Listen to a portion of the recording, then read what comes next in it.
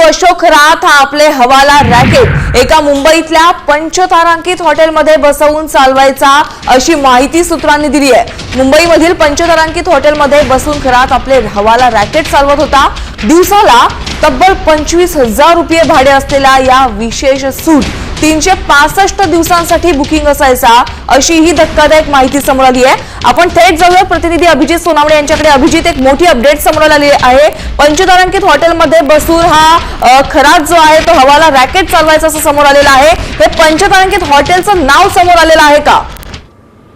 या पंचतारांकित हॉटेलचं नाव समोर आलेलं नसलं तरी जी माहिती सूत्रांकडून मिळालेली आहे त्यानुसार खरातच्या सीएच्या नावावर मुंबईमध्ये एका ऑलिशान हॉटेलमध्ये 12ही महिने एक पंचतारांकित सूट हा राखीव असायचा आणि या रूमचं एका दिवसाचं भाडं साधारणपणे 20 ते 25,000 रुपयांच्या घरात असल्याचं देखील समोर येत आहे।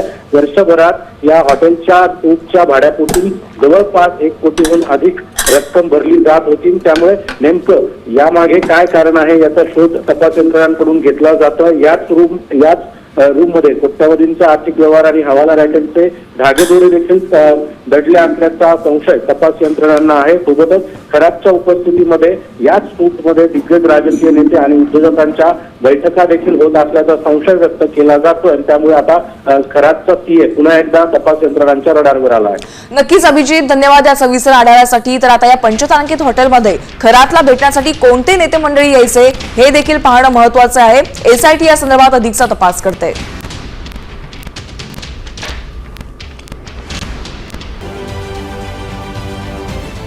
महाराष्ट्रातील सर्व बातम्यांचे विश्वासार्ह व्यासपीठ,